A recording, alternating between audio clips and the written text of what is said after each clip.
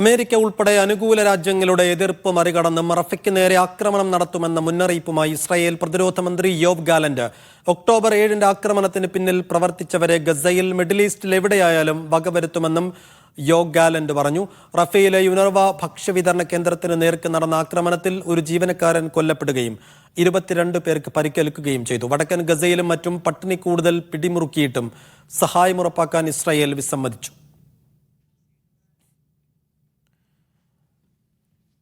MCA Nasar കൂടുതൽ വിവരങ്ങൾ നൽകും. MCA, റഫയ്ക്ക് നേരെ ഏത് തരത്തിലുള്ള ഒരു ആക്രമണത്തിനാണ് ഇസ്രായേൽ ഒരുങ്ങുന്നത്? ഇത് സംബന്ധിച്ച് എന്തൊക്കെ സൂചനകളാണ് ഇപ്പോൾ നമുക്ക് ലഭിക്കുന്നത്? എന്താണ് ഈ ആക്രമണത്തിന് ഒരുങ്ങുന്നതിനിടയിലും അമേരിക്ക ഉൾപ്പെടെയുള്ള വൻശക്തി രാജ്യങ്ങളുടെ നിലപാടൊപ്പം ഗൾഫ് രാജ്യങ്ങളുടെ നിലപാട്?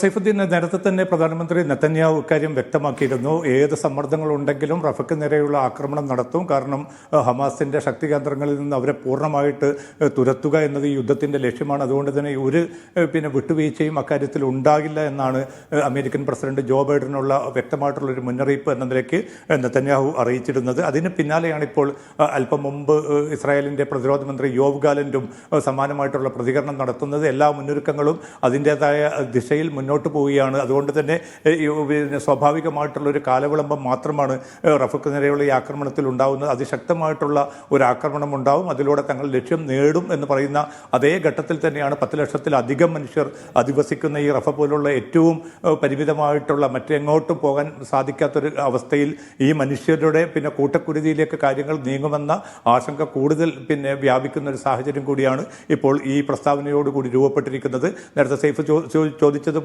ഏതെങ്കിലും അർത്ഥത്തിലുള്ള ഒരു പ്രതിരോധം, കാരണം അമേരിക്കയും ഒക്കെ ഇത് പറയുന്നുണ്ട് എങ്കിൽ പോലും അത്തരമൊരു ആക്രമണം വരികയാണെങ്കിൽ ഈ ജനങ്ങളുടെ സുരക്ഷ ഉറപ്പാക്കാനുള്ള ഒരു നീക്കവും ഇനിയും ഉണ്ടായിട്ടില്ല എന്നതാണ് ഏറ്റവും സങ്കടകരമായിട്ടുള്ള വസ്തുത.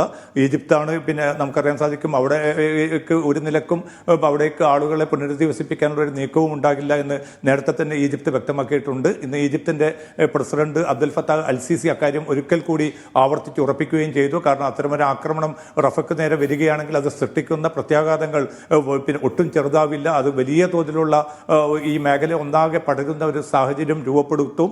അതിൽ നിന്ന് ഇസ്രായേൽ വിട്ടുനിൽക്കണമെന്നൊരു അഭ്യർത്ഥനയാണ് Egypt president Abdul Fattah al Sisi ഇന്ന് വൈകിട്ട് നടത്തിയിരിക്കുന്ന ഡച്ച് നേതാവിൻ്റെ കൂടെ നടത്തിയ പ്രതികരണത്തിൽ വ്യക്തമാക്കിയിരിക്കുന്നത്. അതുകൊണ്ട് തന്നെ സ്ഥിതിഗതികൾ വലിയ സങ്കീർണമായി തന്നെ തുടരുകയാണ്. എന്തെങ്കിലും പ്രതീക്ഷ നൽകുന്ന ഒരു ഘടകം പോലും ഇന്നും ഉണ്ടായിട്ടില്ല എന്നതാണ് ഏറ്റവും നിർഭാഗ്യകരമായിട്ടുള്ള അവസ്ഥ. കാരണം റമദാൻ 3-ാം ദിവസം പിന്നിടുന്ന ഈ ഒരു ഘട്ടത്തിൽ പോലും ഗസയിലെ മനുഷ്യർക്ക് ഏതെങ്കിലും അർത്ഥത്തിൽ തുണയായി മാറാൻ ഒരു സംവിധാനവും രൂപപ്പെട്ടിട്ടില്ല. മാത്രമല്ല, ഇന്നിപ്പോൾ റഫയിലെ ഈ യുനർവ കേന്ദ്രത്തിന് നേരെ, അവിടെ ഭക്ഷ്യവിതരണം നടക്കുന്ന പ്രധാനപ്പെട്ട ഒരു കേന്ദ്രമാണ്, അവിടേക്കും ആക്രമണം വ്യാപിപ്പിക്കുന്നതിൻ്റെ ലക്ഷ്യം ഒരു നിലക്കുള്ള സഹായവും ഗസയിലെ മനുഷ്യർക്ക് നൽകാൻ പാടില്ല എന്ന ഒരു കൃത്യമായിട്ടുള്ള ഒരു ആസൂത്രണം കൂടി ഇസ്രായേലിൻ്റെ ഈ പ്രതികരണത്തിലുണ്ട്. അവിടെ ഒരാൾ കൊല്ലപ്പെടുകയും 22 പേർക്ക് പരിക്കേൽക്കുകയും ചെയ്തു. നേരത്തെ ഭക്ഷണത്തിന് വേണ്ടി കാത്തുനിന്ന ഏതാണ്ട് 400-ലധികം പേരാണ് കൊല്ലപ്പെട്ടതെന്ന് ഔദ്യോഗികമായി തന്നെ ഇന്നലെ സ്ഥിരീകരിക്കപ്പെട്ടിരുന്നു. അപ്പോൾ ഈ 7 ലക്ഷത്തിലധികം മനുഷ്യർ അധിവസിക്കുന്ന വടക്കൻ ഗസയിലേക്ക് സഹായ വസ്തുക്കൾ എത്തിക്കാനുള്ള ഒരു നീക്കവും നടക്കുന്നില്ല. എയർ ഡ്രോപ്പ് പോലുള്ള ചില നടപടിക്രമങ്ങൾ മുന്നോട്ട് പോകുന്നു എന്നതല്ലാതെ അത് ജനങ്ങളെ സംബന്ധിച്ചിടത്തോളം അവർക്ക് ഒരു പര്യാപ്തമായിട്ടുള്ള അളവിലുള്ള ഒരു ഭക്ഷ്യസഹായമോ വൈദ്യസഹായമോ ഉറപ്പാക്കുന്നതിൽ അതും വിജയിച്ചിട്ടില്ല. അതുകൊണ്ട് തന്നെ സ്ഥിതിഗതികൾ കൂടുതൽ ഗുരുതര അവസ്ഥയിലേക്ക് നീങ്ങുന്നതായ റിപ്പോർട്ടുകളാണ് ഏറ്റവും അവസാനമായി വടക്കൻ ഗസയിൽ നിന്നും മധ്യ ഗസയിൽ നിന്നും അതോടൊപ്പം തന്നെ തെക്കൻ ഗസയിൽ നിന്നും പുറത്തു വരുന്നത്. സൈഫുദ്ദീൻ, MCA ഹമാസിന്റെ മുൻനിര നേതാക്കൾ റഫയിൽ ഒളിച്ചിരിപ്പുണ്ട് എന്ന് ചൂണ്ടിക്കാട്ടിയാണോ ഇപ്പോൾ റഫയ്ക്കെതിരെ ഒരു ആക്രമണത്തിന് ഇസ്രായേൽ ഒരുങ്ങുന്നത്? അങ്ങനെയെങ്കിൽ അതിന് എന്തെങ്കിലും തെളിവുകൾ ഇസ്രായേൽ നിരത്തുന്നുണ്ടോ? അപ്പം ഹമാസിന്റെ നേതാക്കൾ മിഡിൽ ഈസ്റ്റിൽ എവിടെയാണെങ്കിലും തങ്ങൾ ആക്രമിക്കും എന്നുകൂടി ഇസ്രായേൽ ഒരു ഭീഷണി എന്നോണം മുന്നിൽ വെക്കുന്നുണ്ടല്ലോ. ഇതിനോട് ഗൾഫ് രാജ്യങ്ങളുടെ പ്രതികരണം എന്തെങ്കിലും വന്നിട്ടുണ്ടോ? സൈഫുദ്ദീൻ, ഇന്ന് രാത്രിയോടുകൂടിയാണ് യോവ് ഗാലന്റിൻ്റെ ഈ പ്രതികരണം വന്നിരിക്കുന്നത്. അതുകൊണ്ട് തന്നെ ഈ ഒക്ടോബർ 7 ആക്രമണത്തിൽ മുന്നിൽ നിന്ന എല്ലാ ഹമാസിൻ്റെ നേതാക്കളെയും അതിൻ്റെ പ്രവർത്തകരെയും തങ്ങൾക്ക് കൈകാര്യം ചെയ്യും. അത് കേവലം റഫേൽ മാത്രമല്ല, അതിനപ്പുറത്തേക്ക് മിഡിൽ ഈസ്റ്റിൽ പോലും അവരുടെ സാന്നിധ്യം പല ഭാഗങ്ങളിലുമുണ്ട്. അവരെയും വകവരുത്തുക എന്നത് തങ്ങളുടെ യുദ്ധ ലക്ഷ്യമാണ്. അത് നിറവേറ്റുമെന്ന ഒരു പ്രതികരണമാണ് നടത്തിയിരിക്കുന്നത്. ഇതുമായി ബന്ധപ്പെട്ട് ഹമാസിൻ്റെ ഭാഗത്തുനിന്നോ അല്ലെങ്കിൽ മറ്റേതെങ്കിലും രാജ്യങ്ങളുടെ ഭാഗത്തുനിന്നോ ഒരു പ്രതികരണവും വരാൻ സമയം സമയമായിട്ടില്ല. പക്ഷേ കൂടുതൽ കടുത്ത നടപടികളിലേക്ക്, ആക്രമണങ്ങളിലേക്ക് നീങ്ങും. 31,000-ത്തിലധികം മനുഷ്യർ കൊല്ലപ്പെട്ടു. അതിൽ തന്നെ 12,000-ത്തിലധികം കുട്ടികളാണ്, സ്ത്രീകളാണ്.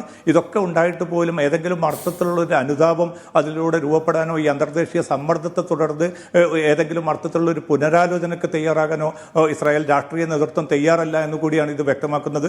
അതുമാത്രമല്ല, നെതന്യാഹുവിനെതിരെ അതിശക്തമായിട്ടുള്ള പ്രക്ഷോഭത്തിന് ഇസ്രായേലിൽ സാധ്യതയുണ്ട് എന്ന അർത്ഥത്തിലുള്ള ഒരു വാർഷിക ഇന്റലിജൻസ് റിപ്പോർട്ട് അമേരിക്ക പുറത്തുവിട്ടിരുന്നു. അതോടുകൂടി ഈ യുദ്ധകാര്യ മന്ത്രിസഭയിലും വലിയ തോതിലുള്ള ഭിന്നത രൂപപ്പെട്ടതായിട്ടുള്ള റിപ്പോർട്ടുകൾ ഇസ്രായേൽ മാധ്യമങ്ങളിൽ പുറത്തു വരുന്നുണ്ട്. പ്രധാനമായിട്ടും നെതന്യാഹുവും ഗാൻസും തമ്മിലുള്ള ആ ഭിന്നത ഒരുപക്ഷെ കൂടുതൽ ശക്തമായിട്ട് തുടരും.